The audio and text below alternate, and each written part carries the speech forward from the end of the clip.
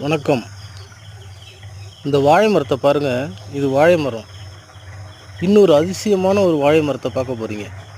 பாருங்கள், இது அதிசயமான வாழை மரம் கிடையாது, அபூர்வமான வாழை மரம். எல்லா வாழை மரமுமே பார்த்துருப்பீங்க. இது போல் வாழை மரத்தை நீங்கள் பார்த்துருக்க மாட்டீங்க. பாருங்கள், ஒரு மரம் முறிஞ்சிருச்சுன்னு சொல்லிவிட்டு வெட்டிட்டாங்க.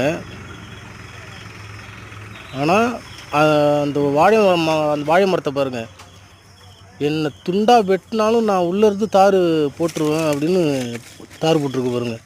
தார் சின்னதாக தான் இருக்குது, ஆனால் வாழை மரம் செத்துருச்சுன்னு நினச்சோம். பாருங்கள், தார் போட்டிருக்கு பாருங்கள். இது ஒரு அபூர்வமான வாழை மரம்.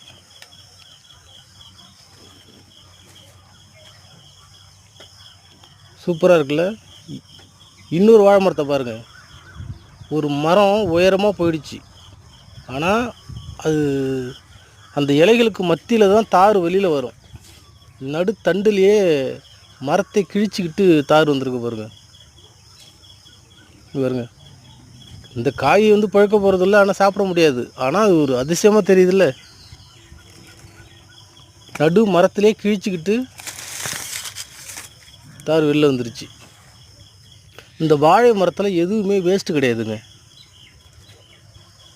வாழை மரத்தில் எதுவுமே வேஸ்ட்டு கிடையாது. பாருங்கள், தண்டு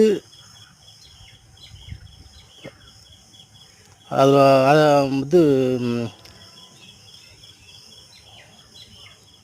அந்த வாழை மரத்தில் இருக்கக்கூடிய தண்டு, பட்டை, காய், பூ, பழம், இலை, மரத்தை வெட்டினதுக்கு பிறகு வரக்கூடிய அந்த நீர் இருக்குது பாருங்கள், தண்ணி, அதுவும் உபயோகப்படுது. இந்த வாழை மரத்தில் எதுவுமே வேஸ்ட்டு கிடையாது.